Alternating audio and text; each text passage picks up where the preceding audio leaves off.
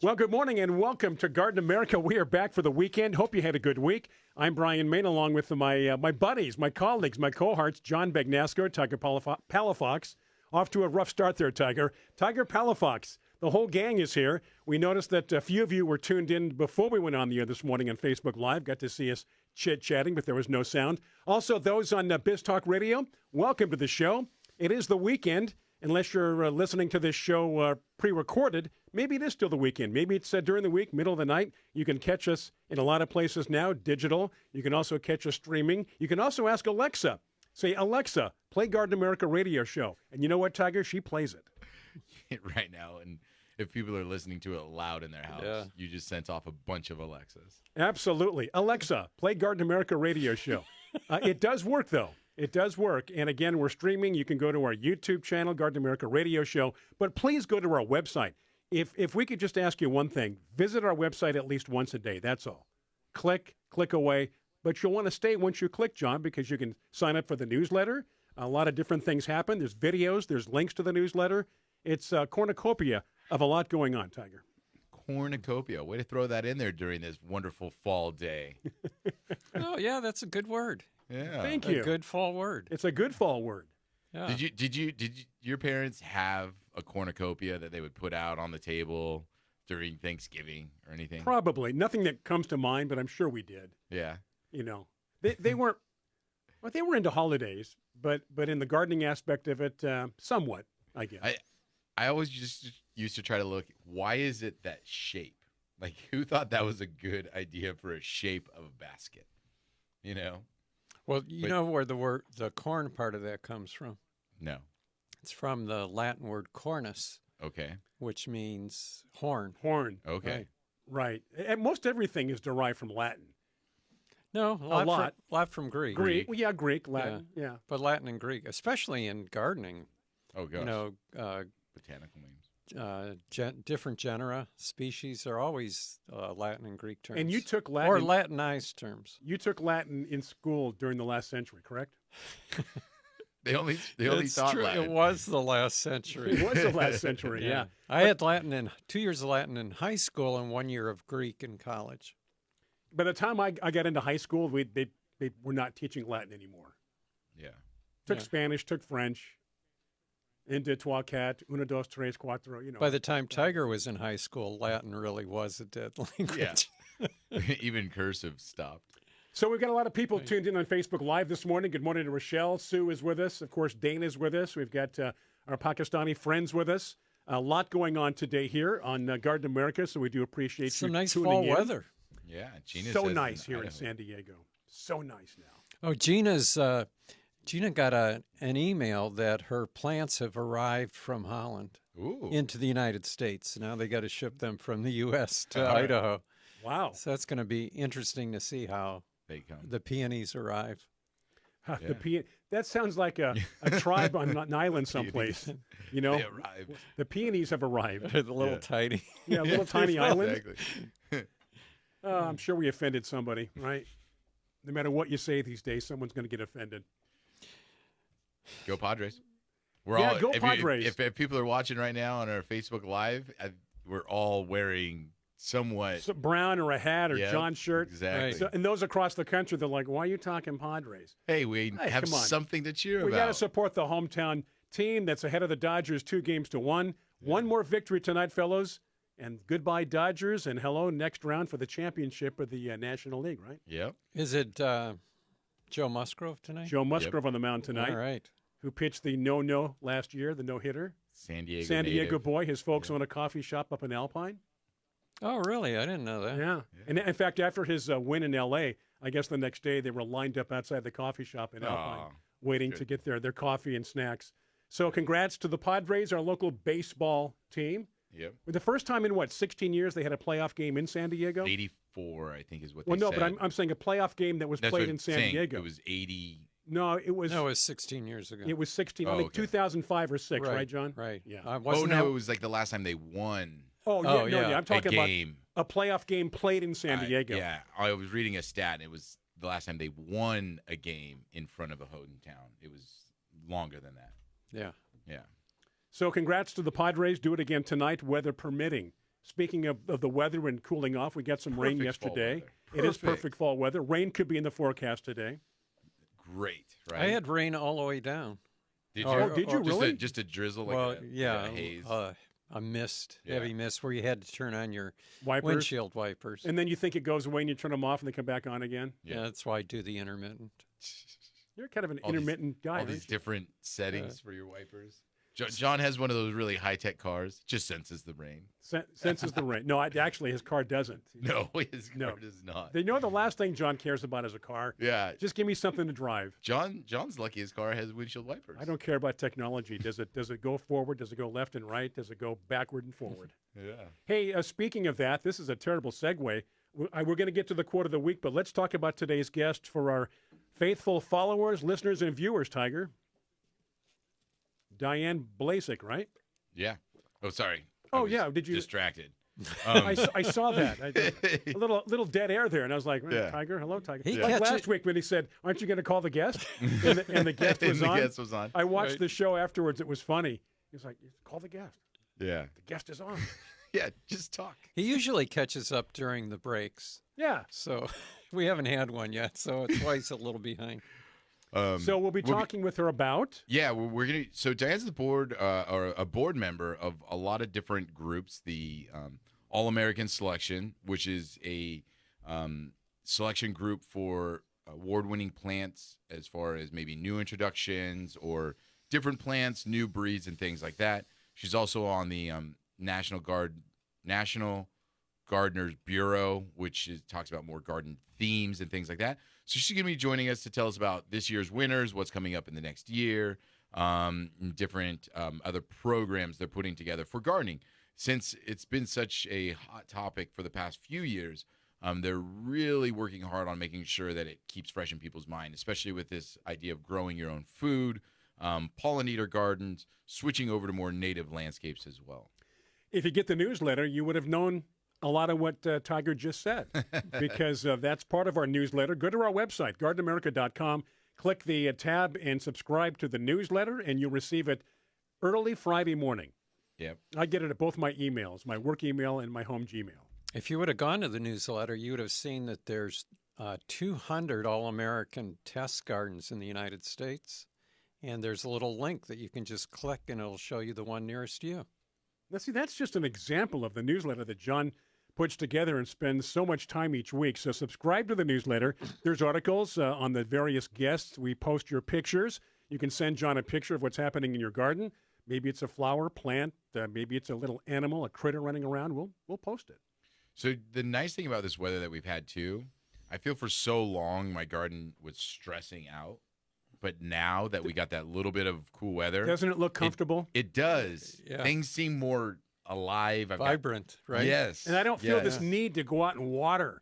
Yes, Oh, I got to yeah. water. It's getting. You go. Oh, you're all so do- happy. You're doing it all by yourself, right. You know. Yeah. and That's. I'm glad you brought that up. because I had these scavollas and geraniums planted on this one side of my landscape, and it's been a struggle to keep them going through the summer. Right. But now They're I walked living, out there, but they're not happy. They look a little stressed. you right? hit it. You Right. hit it. Right. Exactly. And now when I walked out there, it seemed like they were just, hey, I'm alive. I'm happy. yeah. This is when you can kind of take a little sigh, deep breath, and go, okay. Yeah. I'm still going to take care of things, but a little less stressful. Have you Turning noticed back. your roses, Brian, how the new leaves are coming out and they just look perky? They're beautiful. Yeah. What was the purple rose, John? Gosh. Nimbus. Nimbus is. I should have taken a picture. Nimbus has decided. You know what? I'm going to start blooming Yeah, take a picture. We'll put it in the newsletter. because it'll next last week. longer, right? Yeah, Take a picture. exactly. It will last longer. We're glad to have you on Facebook Live. Those on Biz Talk Radio, thank you for tuning in. As you do every week, this is a pre-recorded show from last week. But, of course, if you want to watch us live, go to our Facebook page, Garden America Radio Show. Watch, interact. You can comment. You can ask questions because, heck, that's what we do. Why not? Do we have time I'm for done. the? My little, I'm Do we have done time with for that the spiel. quote of the week? Yeah. Where are we time-wise here? I think we got about a minute. You're the one that's supposed to. I picked this quote because Yeah, it is the quote of the week, John. I'm sorry. Go ahead. this is my quote that applies to me in the fall, It's a good one. and it's from the poet John Greenleaf Whittier. Greenleaf. Yeah. What a coincidence. Yeah, and he said, Brian, what moistens the lip And what brightens the eye? What calls back the past, like the rich pumpkin pie? So what is the answer to that? Every year, I look forward to October, November for pumpkin pie. Now, real quick, we have to go to a break. Pumpkin pie, Cool Whip or whipped cream? Never Cool Whip on anything. I love Cool Whip. Yeah, I know some people I'm do. a Cool Whipaholic. I'll admit it. I'm coming clean. You buy it in that tub thing? Oh, yeah. Yeah. Oh, yeah. And sometimes I'll just open the fridge, little spoon, Yeah. put it back you in. do? I'm impressed with Cool Whip because I'm amazed at what they can do with Chemicals? with oils. Yeah. Anyway, we gotta take a break. petroleum distillates. We're going to get a hold of our guest. We're going to take a break for our friends on Biz Talk Radio. Those on Facebook Live, welcome. It is Garden America. Brian Main, John Bagnasco, Tiger Palafox. Back after these messages on Biz Talk Radio.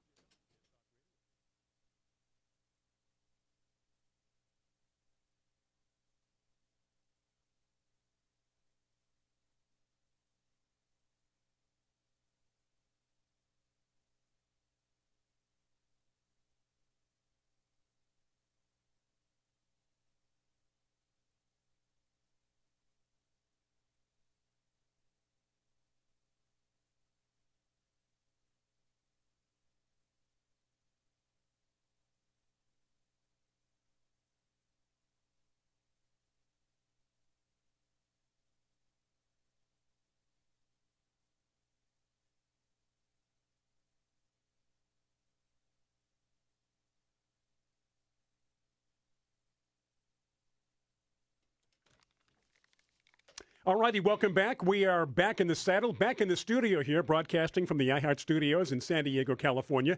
Good to have you along. I'm Brian Main, John Bagnasco, Tiger Palafox, the usual crew.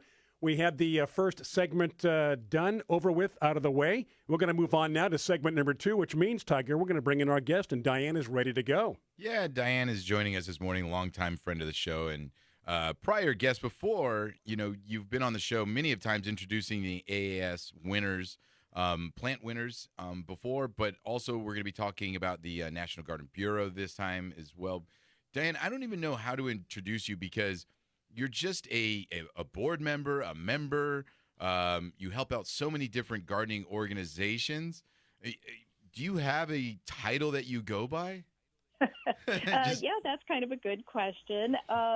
So my official title is Executive Director for the 2 nonprofit organizations that you just mentioned, which would be All America Selections and National Garden Bureau. But I think the best title would be Jack of all trades because I get to do a lot of different things.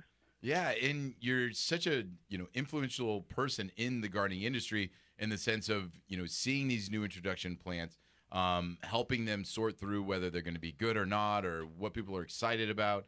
I mean, you're almost like a little bit of a gatekeeper, Diane. Do you feel that way? Well, not until you mention it. Yeah.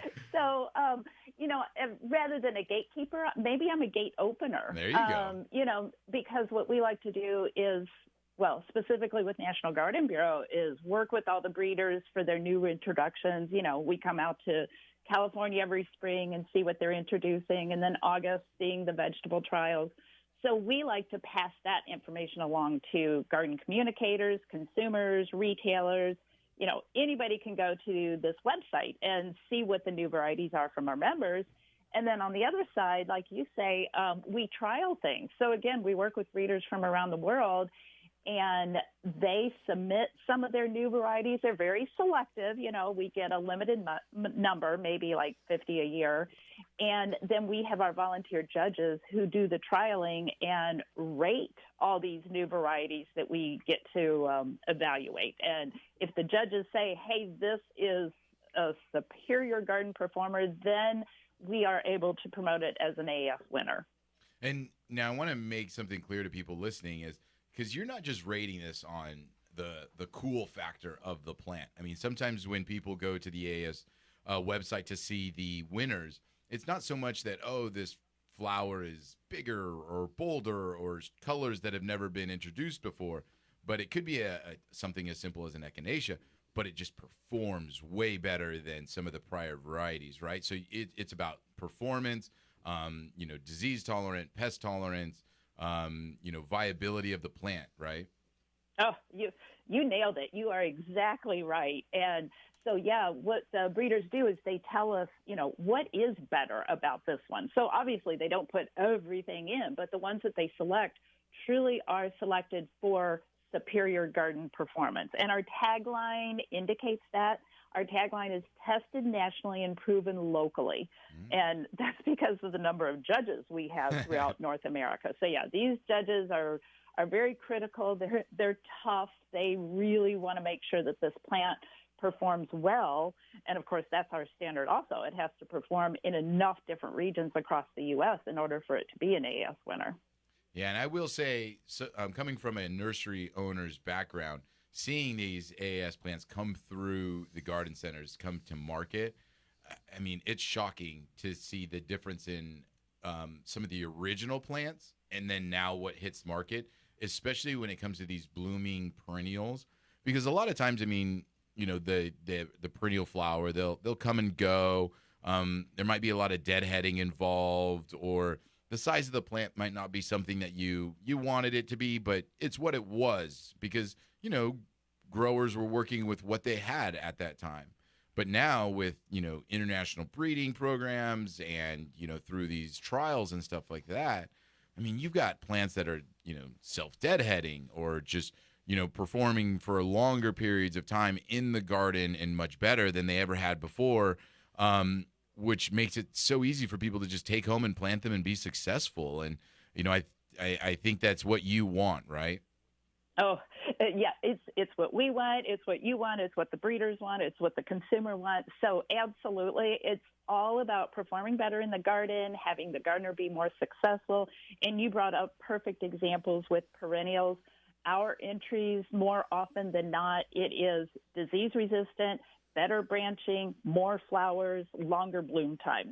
Those are probably I think that was 4 characteristics that the breeders are looking for in each one of their pipelines on what they're working on. So yeah, it all has to do with having more and better for your garden, for your enjoyment, for pollinators, across the board. We just want everybody to have a better, prettier garden. Now, you've been involved with these programs for a number of years, and so I have a question in terms of the international aspect of it.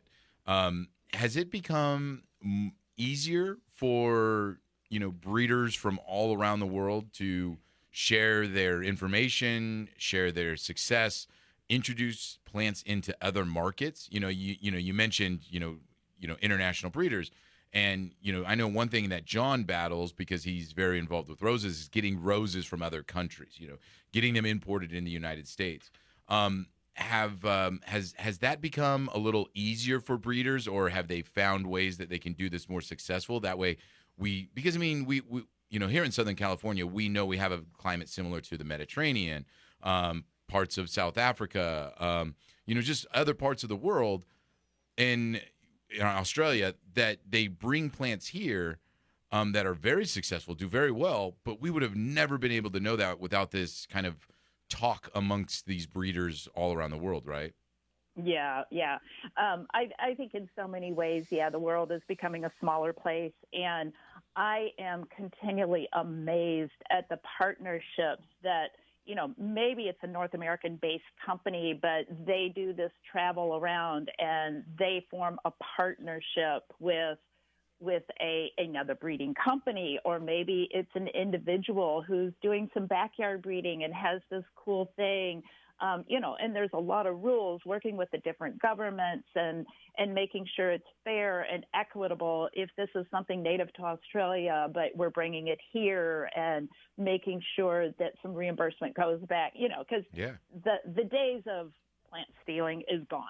That does not happen anymore. So it's a very interesting market, and there's so many really, really cool backstories on a lot of these varieties, which I know people would love to hear. I mean, there's enough stories to keep you busy for years. Hey, Dan, we're going to have to take a break right now. When we get back, I'm going to have you introduce some of the winners from this year, okay? All right, sounds good. And again, those on Facebook Live, questions, comments for our guest or one of us, feel free right there. A lot of people tuned in this morning. We do appreciate that. And, of course, we thank our listeners on Biz Talk Radio. So that's it here. I'm Brian Main, along with John Begnasco. Tiger Palafox going to take a break back after these messages on Biz Talk Radio. Do stay with us. More with Diane.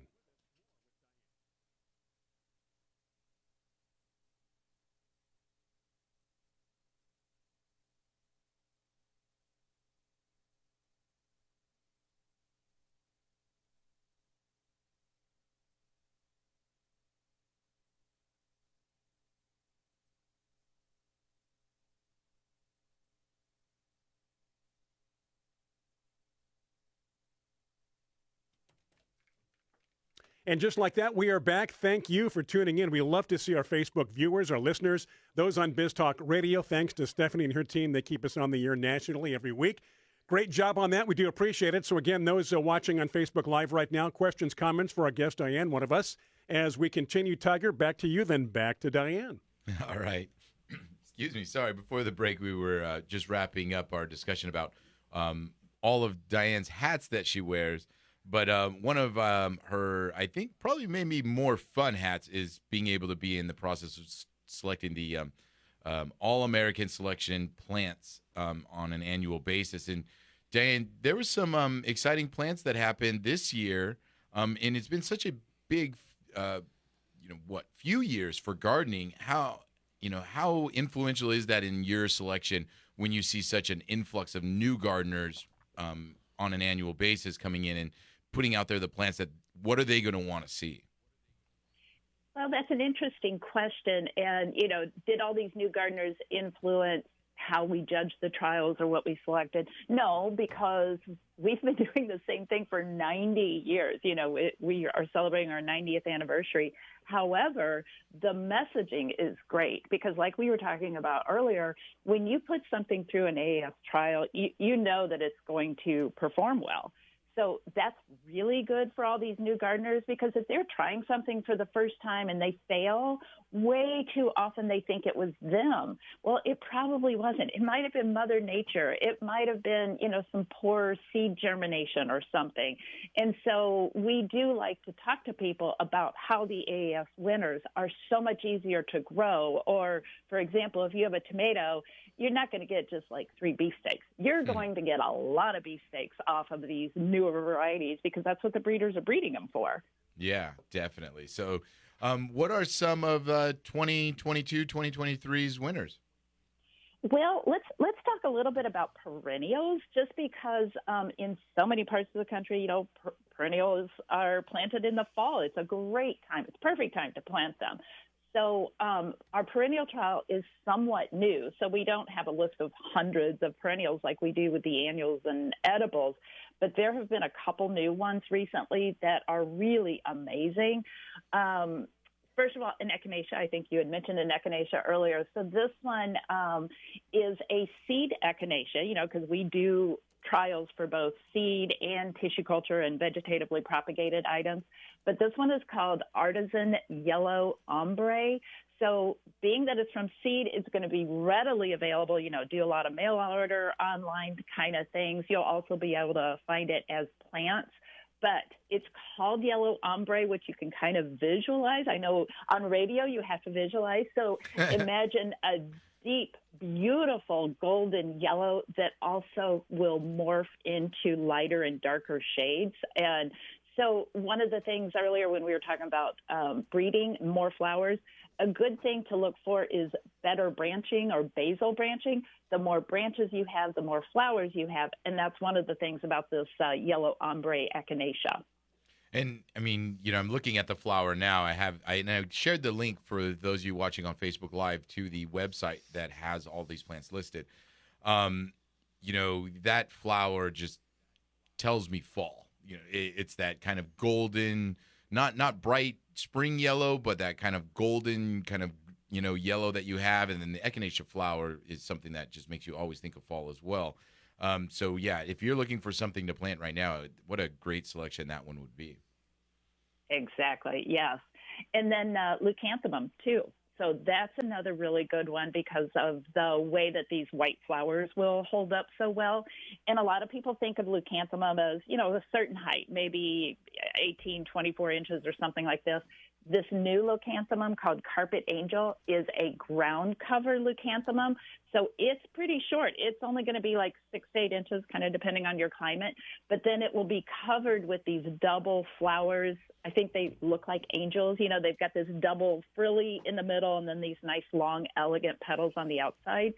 So this is another one of those things when the judges are like, wow, it's not only unusual, but it's beautiful. It performs well. It has tons of flowers. So just an all-around great performer. Yeah, you guys have a picture of this one, and it's kind of interesting because usually when I think of Shasta Daisy, I think of that kind of maybe mid-level or even high-level plant that's in the back of a bed where you get these big, tall, white flowers coming off of it. And in the picture, it's the border plant. It's the right frontage plant, almost as if you would use like a lobelia or like an alyssum. But I'm sure, this leucanthemum, it's, these are way better growers than those. And it's I just didn't think of it as being a border style plant. Can I see your picture?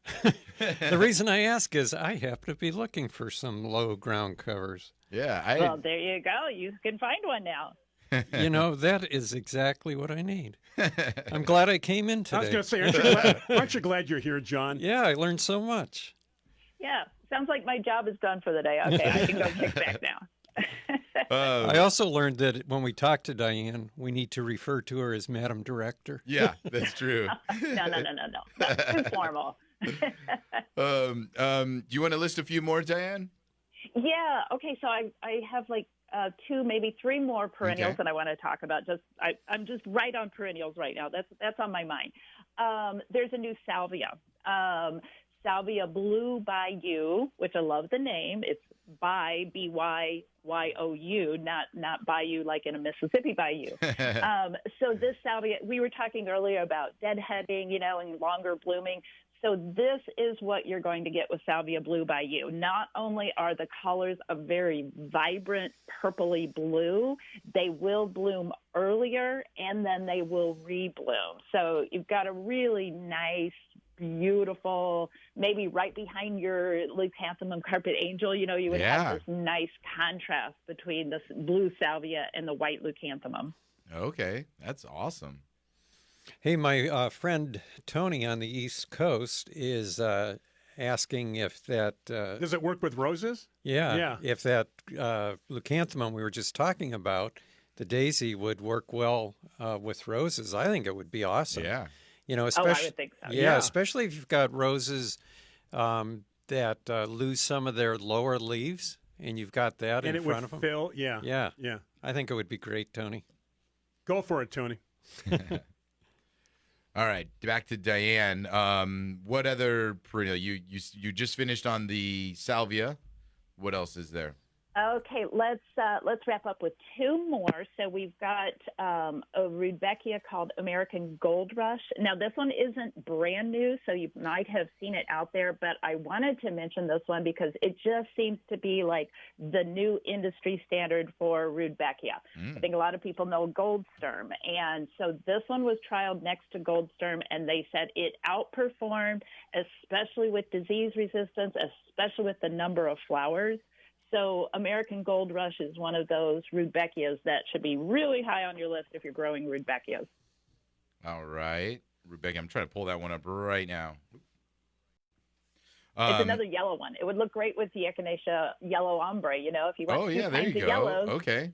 I see it now. All right. Yeah, sorry, I was on just the 2023. So this was 2022, I think, right? Actually, the rudbeckia was 2 years ago. Oh, okay. So like I say, it's not one of our newest ones, but it just deserved another mention. All right, perfect. And then you had one other one that you wanted to mention. I am going to throw in another echinacea. Echinacea are very, very popular, and this one was introduced the same time as the American Gold Rush. It's called Sombrero Baja Burgundy. That's a great name. It's that Baja Burgundy look. It's a vibrant, it's hard to even describe. It's not a red. It's not a pink. It's kind of a rosy, intense maroonish color. So if you like echinaceas and you want a good reddish colored one, this would be the one to have. All right. Now, those plants that you're talking about, they are already on the market, or Yes. are they being introduced into the market? No, they are on the market. In fact, thank you for bringing that up. This is a change we've made in the past, 3 to 5 years. It used to be the All-America Selections rules was it had to be new, never before sold at the time of entry, which still holds true. But in prior years, the breeder could not introduce it, could not start selling it until after we had trialed it, after we named it an AS award winner. But with today's fast-paced market and everything, our new rules say new, never before sold at the time of entry, but then the day after you enter it, which our deadline is November 1st, you can begin selling it. Hey, Diane, I'm sorry to cut you off. We are going to have to take another break. When we get back, we'll keep talking with Diane and talk about these All-American Selection winners. Yep, it is break time. I do think we have a question or two, John, on Facebook. We'll deal with that when we get back. It is break time for our friends on Biz Talk Radio. Stay with us. This is Garden America.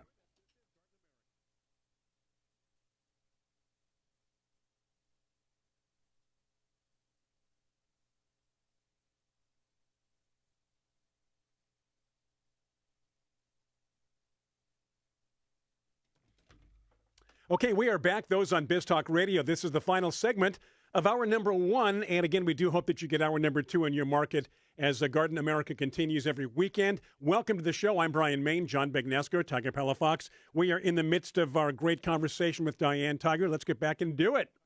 Yeah, so sorry to cut you off, Diane. You were just explaining the process between, introducing these new selections and when they will go to market. And because modern people are so demanding, if you're going to introduce something as a winner, you better have it ready to go to sell, right? Yep.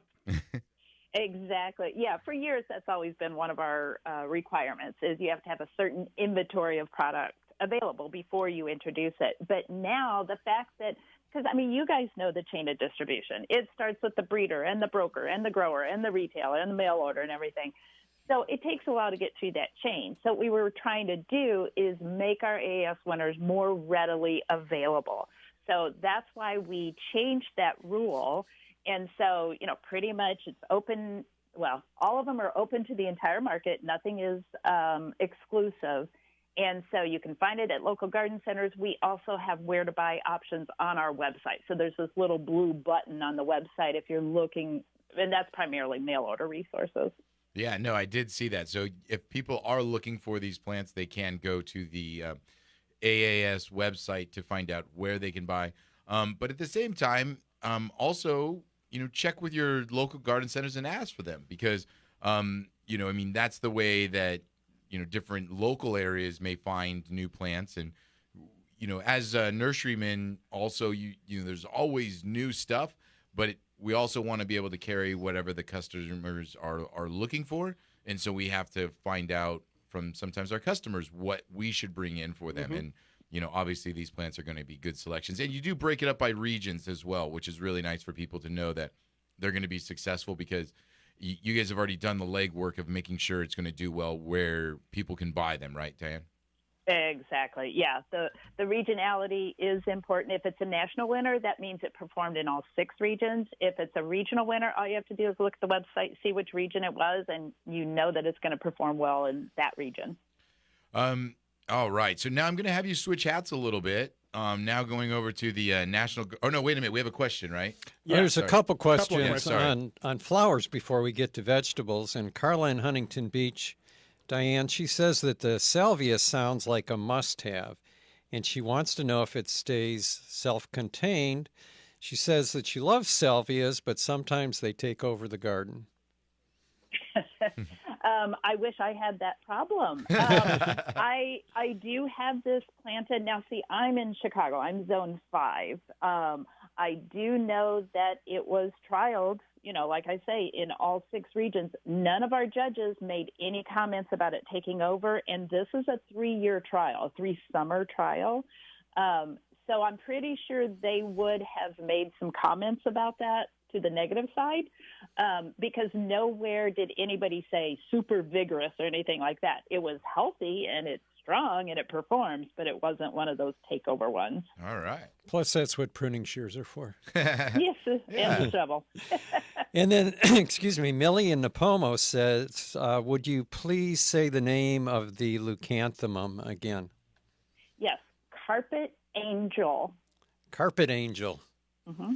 That sounds like a rug cleaning service. Yeah, it does. That's good. Yeah, Carpet Sure, Angel. yeah. It's white. It's a clean carpet. There so you go. Maybe it was cleaned by the angels. I don't know. Okay, Tiger, I think that takes care of it. Yeah, we're caught All up. right. Caught up, Tiger. And did you want to hit on some of the vegetables from the AAS winners?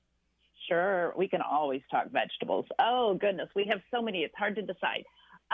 Okay, so let's talk about a hot pepper. We have a new one. This is called Wildcat. So it's a cayenne pepper. And I will just say pretty much with every vegetable, I don't want to repeat this too much, it's more disease resistant. It's a strong plant. It's disease resistant. And we always ask for our judges to put their opinion in on taste and texture, because that's very important. So cayenne Wildcat is one. Then we have an eggplant, and our eggplant is called Icicle. So guess what color it is? It's white. And if anybody, is interested in eggplant, likes eggplant, definitely have to go to the website and see this, because they have it from some kind of trellis, and they're just hanging down like icicles. Yeah. So it's a very appropriate name. And we were talking earlier about internationally and, the world being a smaller place. This is from a breeder in Asia.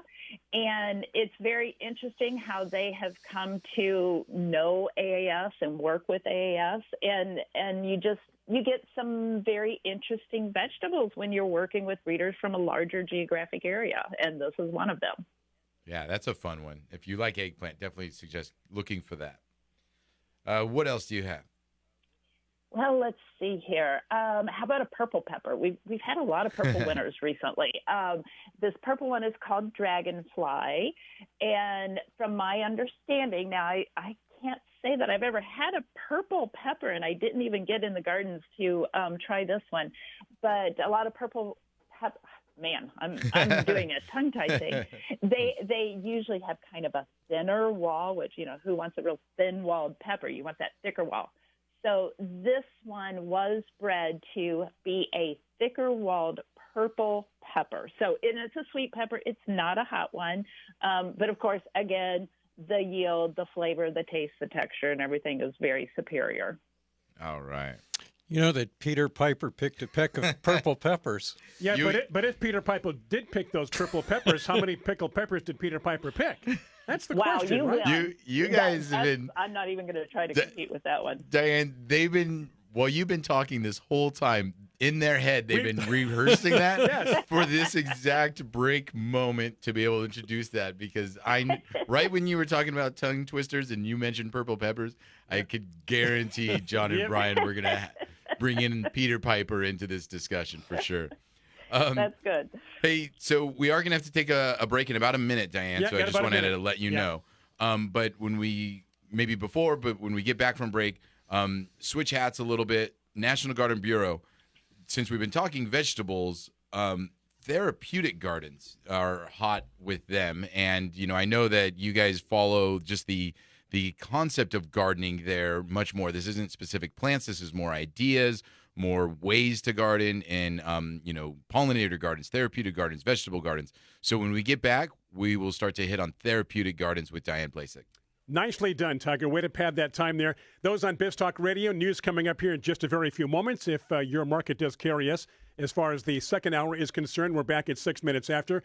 The rest of you on Facebook, it'll be a much quicker break, so do stay with us. Happy weekend. I'm Brian Main, John Begnasco, Tiger Palafox. Always good to have you on Biz Talk Radio and Facebook Live. News coming up, Biz Talk Radio, Facebook Live coming back even sooner. Stay with us. This is Garden America.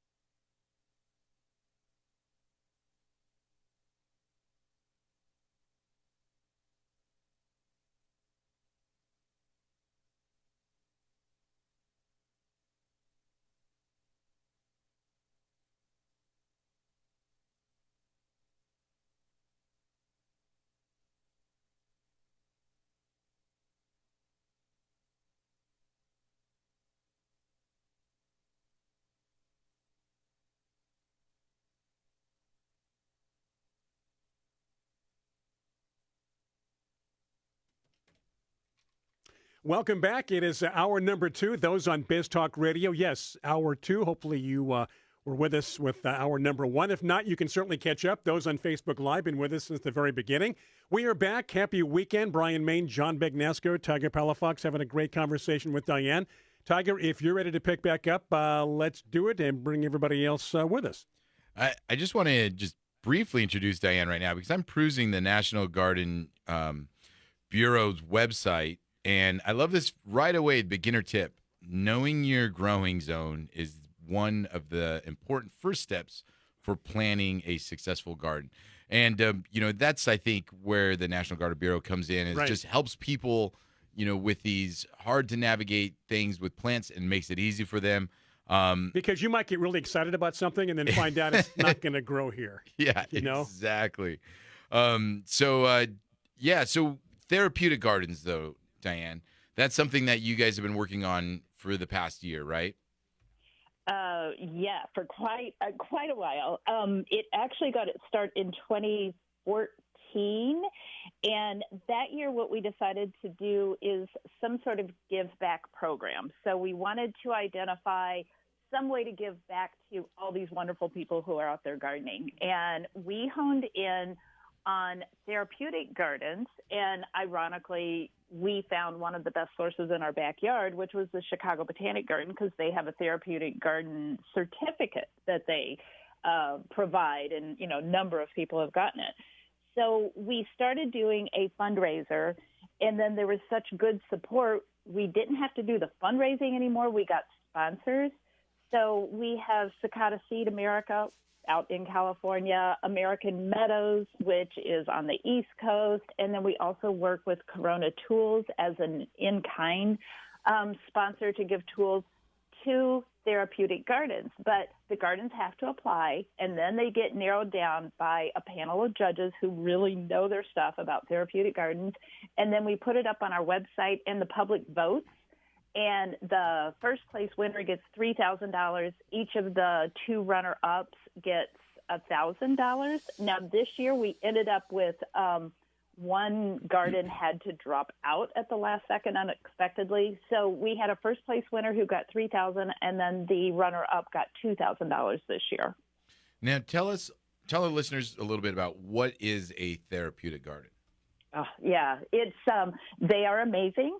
It is just taking the concept of putting plants with people in order to help them. Now, how are they helping them? Any number of ways. If you're physically challenged, if you have PTSD, if you have autism, if you're in rehab for something, working in the garden can help mentally and physically. And there are a huge number of programs throughout the country helping any different demographics. Some are specific for children. Some are specific for inmates in prisons. I was just in Texas last week and saw the most amazing presentation about how plants can rehab people, and it can change their lives. When they get out of prison, then maybe they get a job in a garden center or a grower or a landscaper. But across the board, there are any number of amazing stories on how plants can help people. Well, a while back we had on a host of a new gardening show. I think it's a PBS kind of a gardening show called Garden Fit. Madeline Hooper and then her trainer Jeff Hughes, and they take the physical therapy aspect of gardening and put it into play and what people need to do when they're out there physically gardening. And they were just saying how shocked they were when they were out meeting people, meeting gardeners, farmers, and how it's not just a physical therapy, but mental as well when you're just out there working in the land. It kind of seems like you guys are taking this concept and putting it into public places, people's backyards, all of that for people in their own communities, right? Oh, yeah. It's very community-centric, and that's what we love to see. That's one of the questions we ask on the application, who are your people? Who are you helping? How many people are you helping per year? And that's a big criteria when we're making our judgments and selecting the gardens that go on for the voting process. And, I know I'm preaching to the choir here, but I just want to reiterate that, gardens wherever you're at, could be on a college campus, hospital, public space, school, work. It does things to people's minds that, they can't connect to. But when you go to a, what do they call it? A garden desert, somewhere where they just have asphalt and concrete, you mentally go into a different place. And, so I think it's so important for especially these areas where they're trying to help people, whether it be a school, a rehab center, or hospital. This should be implemented all across the country, Diane. Are you seeing it more and more? Are you seeing it more in more places? Yes. So when we were doing this research, we found that after World War II was when therapeutic gardening really got its start, and then it kind of waned. It was not as popular, and then in the last decade or so, it has become more popular again. Mental health is such an important topic for everywhere, and so these therapeutic gardens have come back, so to speak, or expanded. And my daughter just graduated from med school, and her med school was in the process of adding a therapeutic garden. So that just tells you, okay, the medical professionals see the value of these gardens. So, yeah, that means it's got some legs. But then you can go to the reverse side, like John, and take it where your therapeutic garden is your addiction. And, then someone, that's very difficult to intervene at that point in time, because here it is, you're supposed to be using plants to treat these problems, John, but meanwhile, that is your problem. All my therapeutic garden needs is a chiropractor, and it'll be complete. Yeah, he's ready to go. Oh, man.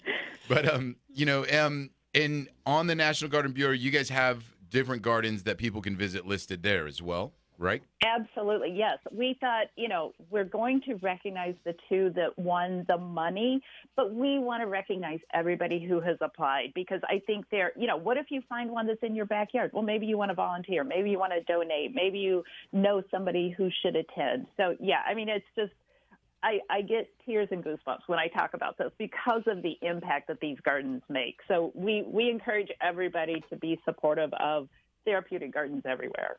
Yeah, and lots of great other information on the website as well. I'm seeing you have your year of the peperomia, year of the gladiolus, year of the verbena, just to kind of highlight on some of the different plants on an annual basis to get people more excited, get more people interested, more knowledge when it comes to plants. So again, lots of good information on the National Garden Bureau website. And it's really easy, just ngb.org for more information there. By the way, also props to the All-American website. Gina in Idaho commented on Facebook that she went to it, and it's a wonderful website to navigate, easy to navigate, and lots of links to buy plants. Always fun when you can click on the link right there. Yeah, that's good to hear. Thank you. You were touching on it a little bit about introducing plants into the market earlier with the AAS. Did we cover everything about how you guys are helping introduce plants now? Well, we did from the AAS standpoint, Okay. And with National Garden Bureau, if you're looking at the website, you see a tab called New Plants. So in that tab, there are, I would say now, close to 1,000 varieties, and you can sort by year. So maybe you want to know the newest of the new, or maybe you want to say, oh, well, what was introduced 2 years ago, because I might be, more easily able to find those now. But, yeah, new varieties is on the NGB website is one of those go-to places. We have over 150 members, so that covers a huge percentage of the breeding companies that are working in North America. So we pretty much have all the categories covered now, and you're going to find some amazing stuff in that tab. Awesome. All right. I think we covered everything. Do we have any other questions? We got to go to a break. Yeah, we got Okay. all the questions. All right. Do you want to go to break now, and then when we get back, we'll finish chatting with Diane? Perfect. Okay, so Diane, stay right there. Those on the BizTalk Radio, Facebook Live, of course, you stay right there. Going to wrap things up with Diane. And again, those on Facebook Live, continue with your questions, your comments. BizTalk Radio, pre-recorded show from last week. Thank you for joining us. This is Garden America.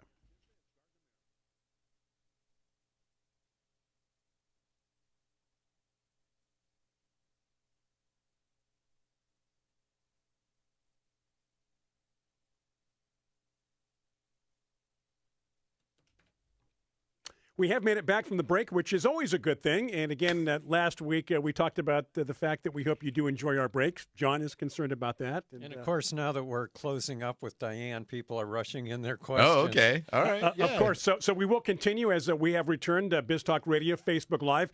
Tiger, back to you. We're going to wrap things up. But again, as John mentioned, a few questions for Diane. Yeah, Lila wanted to know, excuse me, Lila wanted to know if she wants to know what the plant of the year is. Now, is there one plant of the year, or are the selections, do they just stand alone? I know there's usually a perennial plant of the year, which I think is from the Perennial Plant Association. Maybe that's what Lila's referring to. Well, yes, Perennial Plant Association. Okay, so this is a really good segue, and trust me, we did not rehearse this. So Perennial Plant Association is another nonprofit association. We work very closely with them. When I'm wearing my All-America Selections hat, a lot of the PPA members are our judges for our perennial trial. But for NGB, you are correct. We have 6 different crop classes for a year of. So we have an annual, perennial, edible, shrub, bulb, and houseplant. So 2023 is the year of the Rudbeckia. So the Rudbeckia I mentioned is American Gold Rust. Perennial Plant Association has named their perennial plant of the year American Gold Rust. So we're calling this the Triple Crown of Horticulture. Wow. The fact that 2023 is the year of the Rudbeckia and it's an AAS winner. All right. And then Rick in Star, Idaho, I think we've already covered this, but maybe Rick didn't hear it because we're giving out so much information. But he wondered who are breeding the new varieties. So maybe just quickly rehash the names of some of the larger companies involved in breeding. Oh, my goodness. Okay. I know it's take forever. Maybe some highlights. So I'll kind of do perennials and annuals. Cicada Seed, Darwin Perennials, Pan American Seed, Cicada, Syngenta, Duman Orange, Green Fuse Botanicals. That's some on the ornamental side. On the vegetable side, again, Cicada, Bayer Seminis, Pan American Seed, Pure Line Seed, Syngenta. Those are probably some of the bigger players. Hopefully I'm not forgetting anybody. No, but I will touch on that, Diane, because that is a tough question to ask, and especially for people that are, mostly, in the public, for gardening, they don't understand where these plants come from. And it's a pretty interesting format because, you can have someone like you mentioned that has just a backyard breeding program, literally out of their backyard. They love a plant and they will breed it and cross it and create something. But then what will happen is a large company will come in, like Cicada, Duman, and say, hey, we really like this plant. We saw you introduced it. Do you mind if we kind of take it from here and then they continue it and then they help introduce it to market? Because, at the end of the day, they have to be able to create millions of these plants, right, Diane? Right. So, yeah. So, sometimes they are involved with the actual breeding as well. Obviously they're trying to do their own thing, but they are also these companies that are out there looking for these new plants as well, right? Oh, and oftentimes AAS can play a role in getting something to market. Like, let's say we breed something, and it can be a backyard breeder, it can be a university, but they don't deal in the big marketplace as far as production, marketing, distribution, that kind of thing. So, yeah, a lot of times, like, we have a winner, and then we'll say, okay, how are you going to get that to market? And they say, we don't know. And so we connect them with one of the larger companies. Yeah. Yeah, perfect. John in San Diego wanted to give us a movie suggestion. He said that it relates to therapeutic gardens, and he says recommends watching Helen Mirren in the comedy Green Fingers, which I have not seen. Yeah, I haven't seen that one either. I think if Helen Mirren's in it, it should be okay. Yeah. So I hope I didn't give out a bad suggestion there, but that's John in San Diego, not me. All right. Take a look at it. Have you seen that movie, Dan? No, but I just wrote it down, and my sister's visiting, so we might watch it tonight. Oh, there you go. Perfect. Thanks for your recommendation, John. Yeah, thank you, John. Did we cover all the questions? Yep. Awesome. Okay, we're looking good. All right. Diane, lots of great information. We gave out the websites, but will you do me a favor and give them out again for the AAS and the NGB? I certainly will, and I can add some links to your website too because I'm watching it on the computer. But yeah, National Garden Bureau is very easy. It's ngb.org, O-R-G. And then for All America Selections, the shortest one is aaswinners.com. There's a longer one, but there's a hyphen in it, so that one's harder to give out. All right. All right. Thank you very much for joining us this morning. Have a great rest of the weekend and enjoy your fall. Hopefully we'll talk to you soon. Okay, thanks. Bye-bye. Thank you, Dan. All right, guys. Well done. Well done, yes. If you wanted to have a winning plant, Brian, what would be the plant you would want? Like, say you created it. Okay. You created this plant, and it's some kind of winner. Can it be any plant? Any plant. Any plant at all? Yeah. Orchid. But nothing you Orchid. can smoke. Oh, well, hold on. Let me take that. Can you smoke orchids? I think No. I think orchids are. I would say orchid. And I even surprised myself when I just said that. Yeah. I thought of rose, excuse me, but then right away I thought, well, if I love orchids, and if I could create an award-winning orchid Yeah. that was maybe a little different, maybe the color's different or the way it grows, maybe an orchid. Okay. What about John? Rose, is that obvious? You've received a lot of awards for roses, though. Yeah. Doesn't that get old after a while?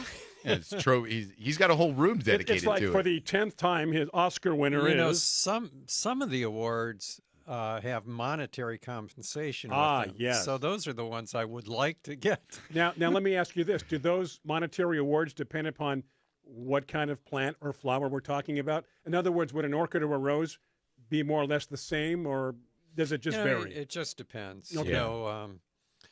The person who created the knockout rose back east and was doing the breeding and germinating the seedlings in his basement in Milwaukee is a multimillionaire Yeah. From that. just from that one rose. But not from winning. No, just from anything. creating well, he them. did. It was Yeah. an All-American. Well, but I'm rose just saying it selection. doesn't always mean he got that money from winning, from Oh an no, it's award. because Right. that he got a royalty for producing millions and millions of plants. Yeah. Wow. That he did what you were saying. They turned it over to a larger company, Star Roses, Mm-hmm. who produced them, and So he's got his just- money and fine, right? Yeah. Yeah. Now it did take him 20 years to develop that rose. Yeah. But So he's not an overnight success. He's a 20-year success. yeah, but I would wait 20 years for a million A or millions of million. dollars. Yeah, a million these days. Yeah. You go through that pretty quick.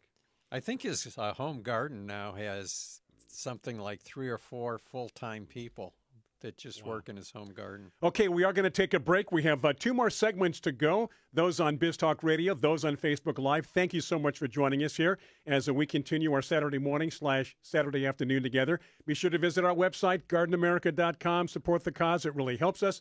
We're going to take a break for our friends on Biz Talk Radio. Speaking of a break, back after these messages, not those messages, these messages on Biz Talk Radio.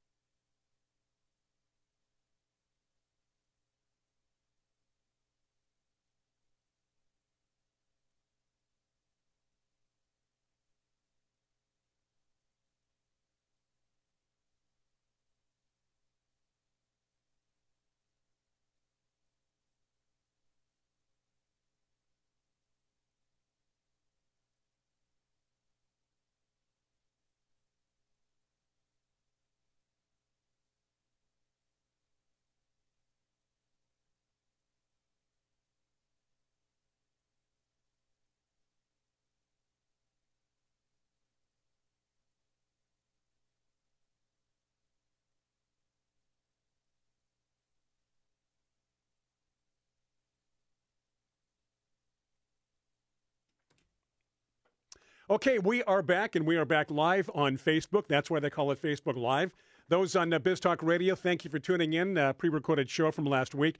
Now, those of you during the break, you might have seen John get up and exit the studio. He's not mad. Everything's okay. We didn't offend him. Nobody offended John.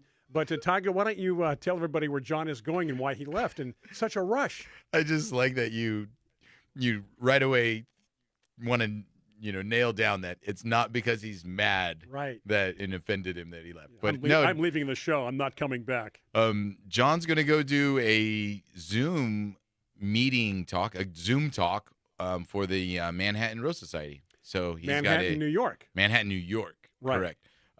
So he has to go and be able to get ready for his Zoom meeting right now.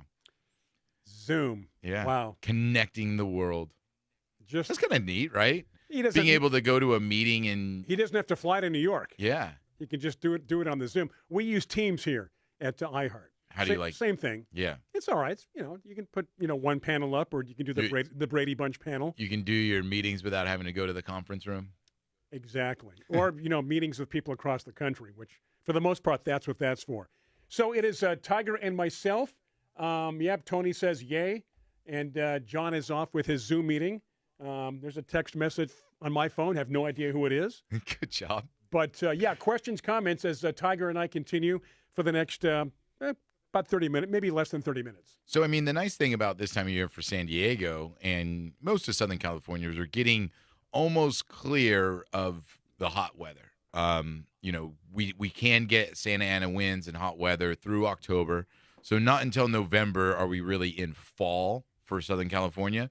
But every day that goes by, we're getting a little closer. There. And when you look at the weather report, there's nothing really on the horizon for that kind of Santa Ana weather happening, which means that you can start thinking about your fall garden. Yeah, I think it's safe to say that, right? Yeah. Now, let's clarify different parts of the country. We're just now cooling off here. Yep. It's been hot right up till the last week or so. Yeah. I know we have a lot of people around the world and across the country that are tuned in, that watch us on Facebook Live. So if I'd like to know where the coldest state is right now. Yeah, right. Like if you're, who is the coldest right now? Put your temperatures up in the Facebook let us know chat. if it's below, let's say, 50 degrees. Yeah. During the day, let us know, because things are much different here in Southern California. As far as we're concerned, 60 is freezing. If it's 60, so we've true. got the park is on, and we got to get the car warmed up. And the car warmed up. You don't stay outside too long. No, got to get in the house quick. It's 60 degrees. Yeah. So we're just curious. So back to what you're talking about, Tiger, into the fall. Yeah, I mean, so it's that time of year for pretty much all along the West and Southwest. This is the time of year that people are planting. You want to establish your trees, your natives.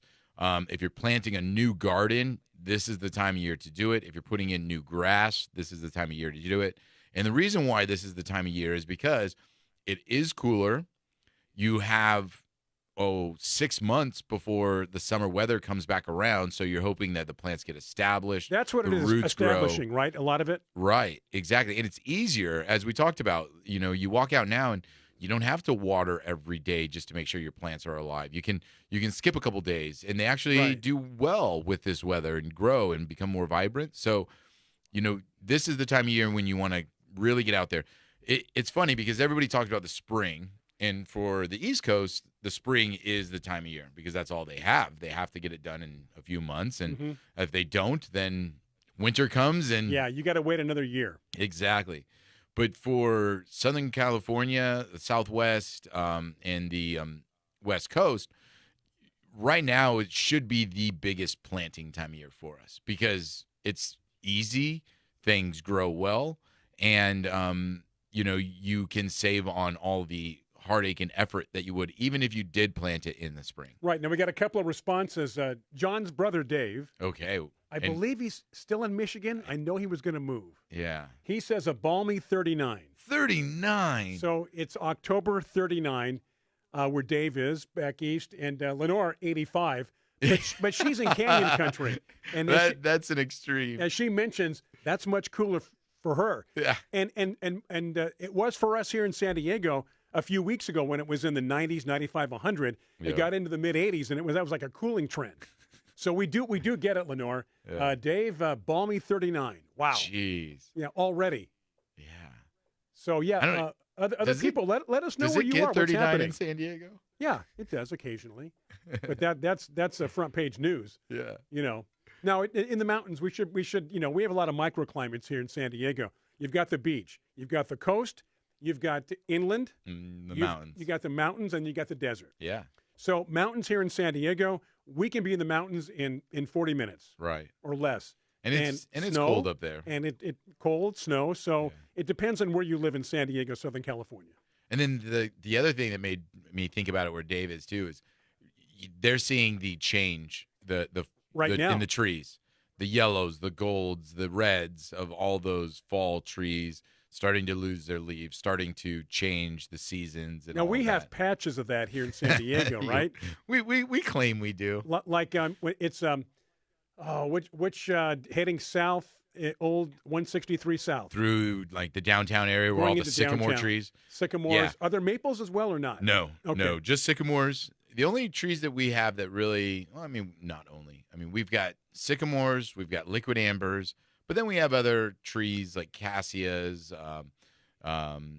different, golden rain trees, Chinese flame trees that, kind of change colors as Chinese For pistache. the most part, though, you could land in San Diego and not know what year it is, and Well- things look the same. Well, the thing I was going to say was our tree change, our season change happens within a month. Yeah. Usually around December, January is when it gets cold enough for those trees to finally Finally, change yes. and lose their Yes. leaves. And so then what happens is December and, and January, it happens. But then they start leafing out again in March and April. It's a quick change, a very, quick turnaround. very quick. We've got 56 degrees in San Jose. Oh, Telling you. that's you know, All right. You know what's funny is because my wife's family is up in Morgan Hill, which is by San Jose, and it's even though it's not too far away. What is San Jose? Maybe a 7-hour, 8-hour drive, 8 hours from San Diego. north from San Diego. Right. Their daytime temperatures are the same, but their nighttime temperatures Drop, right? really low. Right. And that doesn't happen in San Diego as much. And so it was always shocking to me when I'm out there and it's like, oh, it's 75 during the day and that's nice in the wintertime. And then at night, it drops real low, down The in coldest the 40s. winter I ever spent was a summer in San Francisco. Is that Mark Twain or somebody said that? Getting to your point, it can still be very cold. Yeah. It's various times of the year, even in the summertime, Yeah. But you're right about the temperatures being about the same during the day. During the day, But at night, very cold. very different situation. And I'm curious to find out what it's going to be like this year here, since we had such an incredibly hot summer. Uh-huh. We could be very cold this year. Yeah. You never know. And, we should touch upon something else, too. You talked about this was the time of the year to do planting, fall planting. Mm-hmm. Your surface temperature could be a lot different than what it is when you dig down a few inches or a few feet. Could be very Right. warm under the soil, right? Yeah, definitely. Because, the soil is like a blanket. So it holds cold, but it also holds heat. And it hasn't been that cold during the day to really make the soil cold So yet. the soil could be warm. Oh, definitely. Yeah. And like that's so that's what I'm saying. It's perfect time for planting because the roots are still growing. And that's what you want to establish before the summer. So the whole goal of planting right now is to get whatever you're planting established before the summer. So that way in the summer, when it does get hot, will have less water. You have more leeway. You aren't at the risk of losing a plant because it's established Right. before that stress. The more established, the better it is to endure and withstand certain conditions. Yeah, and if you are a real black thumb, planting succulents during this time of year is great because you just plant them and you don't even look at them. Plant them and forget it. You don't even touch them. You don't water them. You just plant these succulents and you just leave them alone because they're going to get everything they need through the winter. And then by the summer, they're again established because you can kill a succulent in the summertime if you don't water it, take care of it, But you can stress also it out. kill a succulent by too much water. Yes. And then the roots rot. It just falls over, and I think in the past, before I got used to really growing succulents, I overwatered. Yeah. And they'll let you know they don't need a lot of water. They hold water. Mhm. That's the word succulent, Yeah. right? Right. What's the term? Not all succulents are cactus. Not all cactus are succulents. Not all succulents are cactus, Not all but cactus are all succulent. cactus could be considered a succulent. And on that note, we're going to take a break. All right. This is our second to last break, or actually our last break. Final segment coming up, and then that'll do it for today's show. Glad Tiger's very happy, smiling back there behind my camera. So do stay with us. If you have any last-minute questions, comments on Facebook right there, those on Biz Talk Radio, we're going to take a break for these messages coming your way. And again, thank you for supporting us here on Garden America.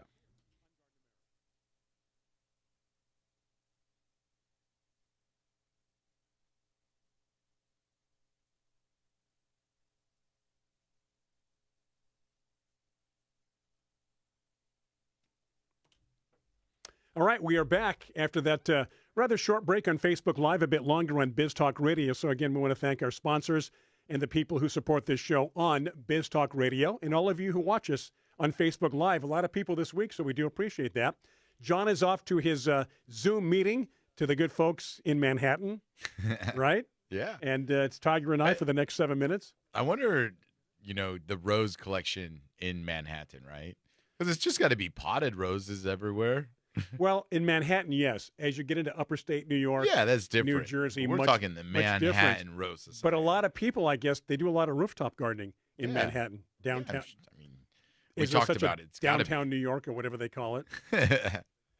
Uptown, downtown. Hey, I want to say happy birthday to my daughter. It's her birthday today. 11? Tasia is turning 12. Oh, 12. I missed a Yes. year. Yeah. Tassie is 12. Crazy, right? How's her attitude? How is this soon to be a teenager? It's good. She's a great kid, but it definitely, can come and go sometimes. And that's when this is where parenting really kicks in. Oh, yeah. Where it's like, look, I know what you're doing. I know why you're acting this way. I know how you feel. Just kind of curtail it. Just be careful. It feels like it's always a chess match. Oh, like, yeah.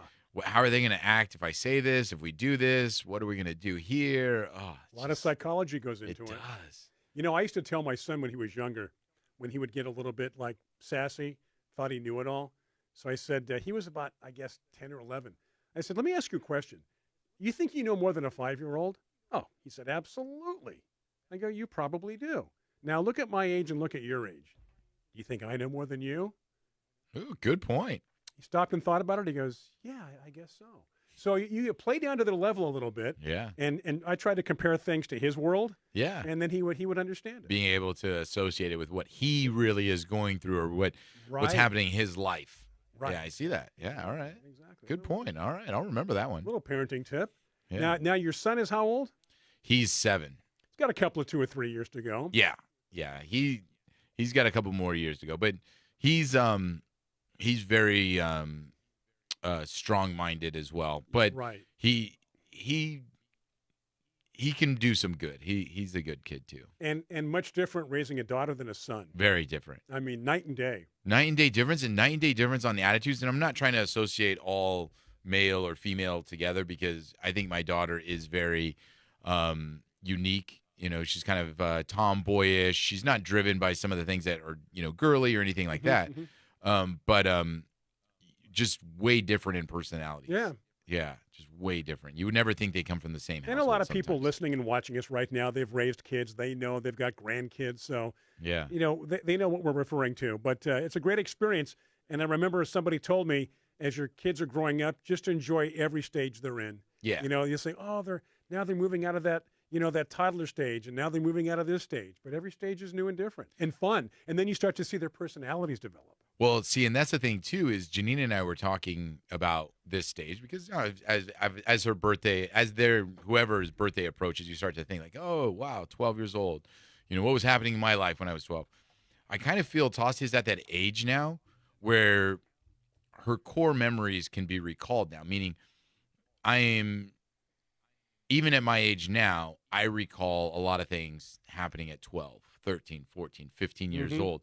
Before that, there's some memories in there, elementary school and different things like that, but they're kind of a little bit more difficult to recall. Right, a little more cloudy. Yeah, exactly. But definitely Tassia is going to be able, so I was just thinking, this birthday, this year, what happens to her from now on, she'll be able to recall when she's 40 years old, when she's 30 years old. Right. And so I'm like, oh man, I can't make mistakes now because she won't forget them. Right. You're telling me, Dad, not to do this, but you do it. Yeah. One of those. No. Gosh. So Yeah. I don't get as much leeway. No, right? Oh no, you know what? And they remember. Yeah. Did I ever tell you this story? When I was a kid that I'd ask my parents if we could go someplace or can we buy this or whatever, right? And the standard answer was, okay, we'll see. So I'd wait maybe an hour, maybe a day, and I said, hey, when are we going to see? I'm like, what are you talking about? I said, well, you said we'll see. So I want to know when we're going to see. I was so literal. Yeah. I want to know when we're going to see. Because that we'll see is kind of a little brush Oh, off. yeah. I do that all the time. Yeah, Like, we'll see. yeah. We could do that for sure. The next time we can. Yeah, we'll see. Yeah, the next time. When's next time? Yeah. So exactly. that's another thing, too, that's interesting. A lot of people still hanging in there watching us on Facebook Live. We do appreciate that. Yeah. As we continue, this segment has been dedicated to raising children. So Just like plants. Exactly, right? Because a lot of people look at their plants as their kids. Yeah. Right? Nothing wrong with that. Yeah. You got to talk to them. You got to feed them. You got to take care of them. You got to Watch see if them there's grow. a problem. Some plants have attitude. Yes. Others don't. Yes, exactly. So California Coastal Rose Society, in 2 weeks, we're going to be there. Yeah. Next week, we'll talk more about that. It's in Oceanside. Do you remember the address? No, not It's off the top of my probably on head. the website. Yeah. Because we may have some people in San Diego that want to attend. It's a 2-day show, I believe, Saturday, Sunday. Saturday they have speakers, and Right. That's a And paid a live auction on Sunday. paid event, and then the live auction's free to attend, and a great opportunity to see some unique plants and possibly take home some very unique roses. Well, that's it, because I think their purpose is to save roses, right? Mm-hmm. And hard to find roses, rare roses, a chance to bid on those, take them home. And, some people, I know John likes to propagate a lot of roses. Yeah. So that's what he's into. And, of course, he's giving his little talk this morning on roses to the people in Manhattan. You know what? And I never even connected the two, but it was so neat talking to Diane today about how the AAS will actually help breeders. So you could be just some backyard breeder that really likes roses, and if you create something that's unique and successful and worth bringing to the market, they will help connect, and that way that plant can go Right. and be purchased by anyone, because that's their ultimate goal, is to just make gardeners successful. They want you to be successful. Yeah. So Hey, that's going to do it. Wow. Thank you All right. so much. Those on Facebook Live, we do appreciate your support. Remember to visit our website as much as you can. It does help us a lot. That's gardenamerica.com.